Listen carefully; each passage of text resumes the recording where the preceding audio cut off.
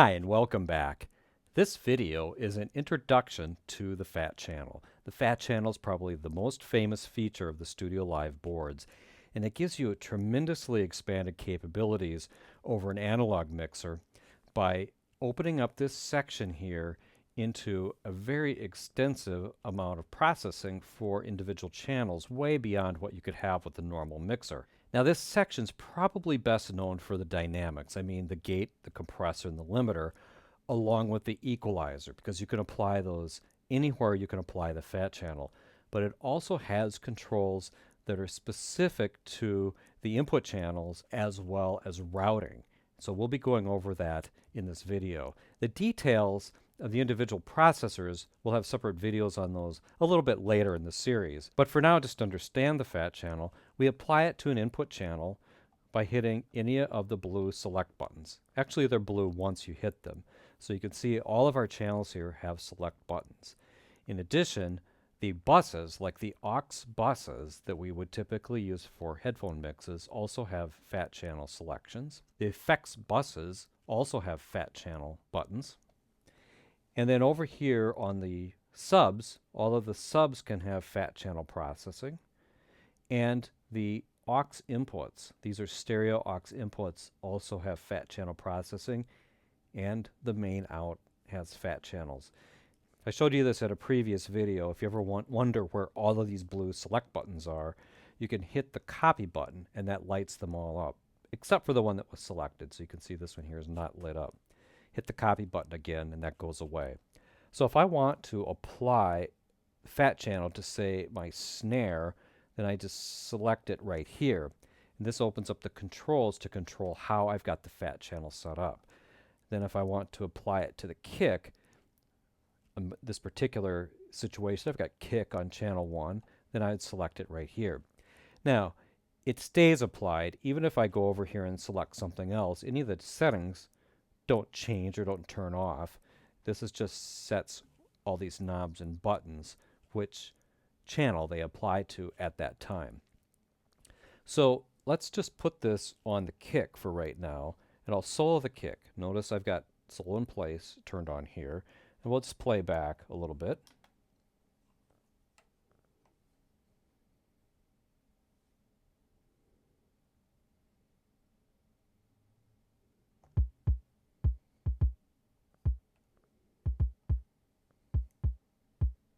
Now when I first started playing back, you didn't hear any sound on the kick channel, and that's because the select was not assigned to any output. Main was turned off. This is the assignment. We're going to talk about that in a few minutes. So with that turned on, let's talk about the other controls. First of all, I'm going to identify what's here, but we're going to go over the details in separate videos. Anyway, here's the high pass filter. So if you want to filter and roll off some of the low end from the kick, you turn this up and you can see that that allows you a great deal of flexibility in rolling off lows. So for rumble from a kick, you might roll it off at, say, 40 or 30, and that would cut off some of the extreme low end. For all the other instruments, this makes it very easy to dial in your fundamental roll-offs when you're mixing live sound. So let me play that back, and I'll twist that control a little bit.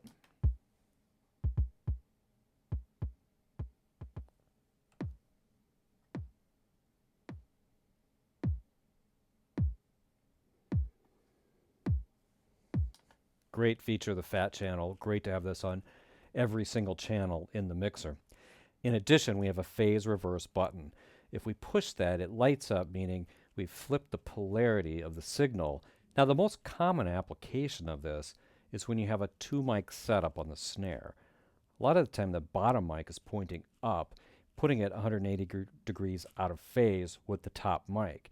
In that particular case, unless you're using a specialized cable, then you might want to flip the phase on the bottom mic. Otherwise, you'll lose or cancel a lot of the signal because of the mics facing each other. And so you have that built right in on every channel. This works for all the input channels, but this does not work on the various buses. The next control is the post EQ. This is if you're recording through the board using a computer. This determines whether or not the digital output is recorded straight or if it's recorded through the fat channel. When you put it on post, it means that it actually goes through the EQ and the dynamics of the fat channel on the way to the recording software. Now this series we're not going to cover that too much, but I do want to point out what that control was for. The gate, you can turn it on and off with this button. We'll cover the controls in a separate video. The compressor, likewise, you turn it on and off with this button right here. All these controls we'll cover in more detail. The limiter, it's very simple. You can turn it on or off here on this particular board. You also have the ability to adjust the limiter. On the lower end board, then you don't actually have the ability to adjust that. And then when you get into the equalizer section, for the bands, we've got a kind of a standard 4-band where we've got a low mid, a high mid, and a high. And then on the low, you can make it into a shelving style equalizer. And on the high, you could make that into a shelving style equalizer. And you can turn the whole thing on right here or off right here. Then for each channel, you have frequency Q and gain controls. It's not that difficult to start twisting these knobs and hear the result of the changes. Now let's move on to the lower row that has a light blue background. This gives us our pan control for every channel. So we wouldn't really normally want to pan the kick, but maybe the toms we might want to pan. So we would select the tom, and then you twist this and you get a graphic indication of the panning position, where this look is full left and this look is full right. So if you wanted to go to, say, our room mics or overhead mics, let's select overhead right. You can see I've got that linked up. I'm going to explain that in just a minute. But on overhead right, select that. If I want to pan that all the way left, it looks like that.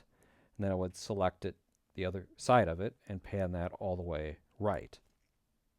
So that is basically how panning works. Pretty straightforward. Rather than having a pan knob on every single channel, where you need panning, you've got it right here. Now in live sound, a lot of times you don't do that much panning. Live sound, more often than not, is run in mono, but you have this available when you're doing studio work or if you're in an intimate live sound setting and you are running in stereo. Now the next control is this button that says link. It says stereo link. So this will link two channels. Usually you would pick two related channels where you want the fat channel processing to be identical. Often this would be also a stereo pair. So I'm going to use the example of the overhead. So I've got overhead mic right, and if I hit link, then you'll see the pan changes, and then whenever I select one or the other of these, they both get selected together. The level controls still wind up being independent of each other, so you can adjust the balance here.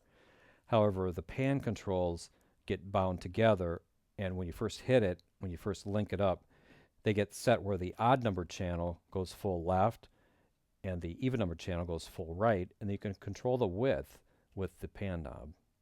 So you can control the width, bring it full mono, or you can pan out, all the way till full left and right.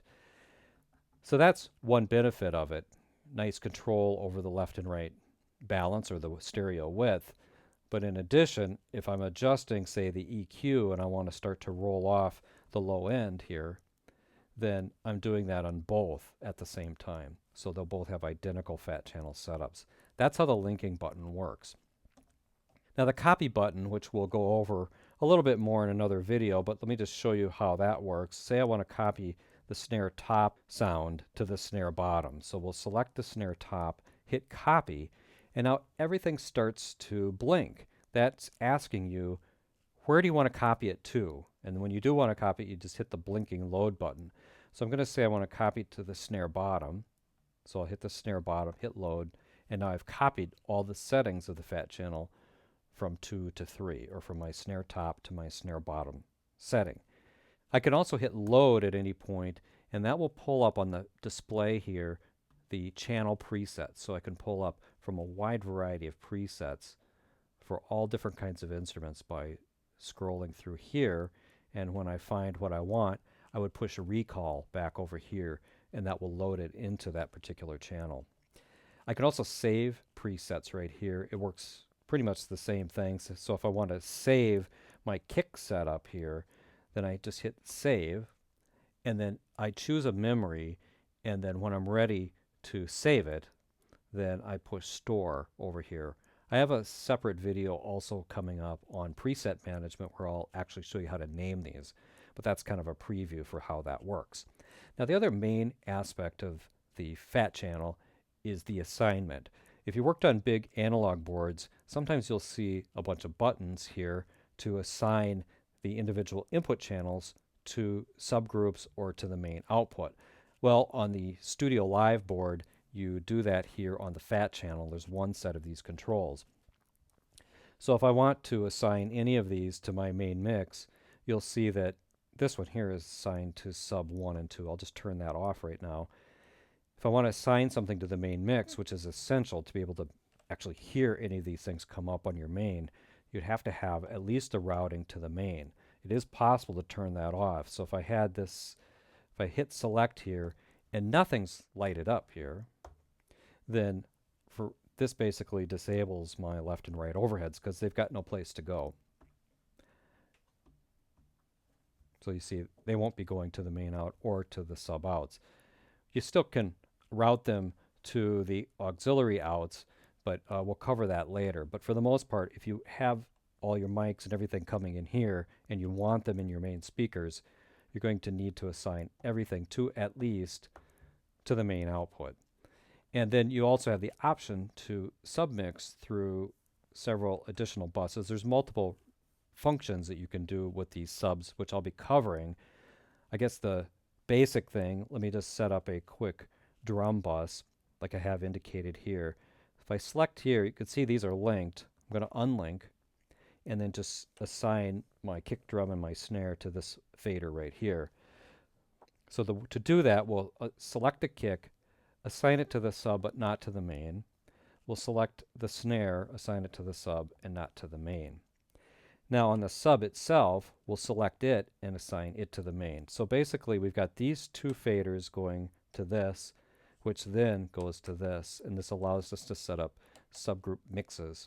There are other things you can do with these as well related to effects and with delayed speakers. We'll cover that in this video series as well. But for the basics, this is how this works. So I'm going to play back and show you what we've got.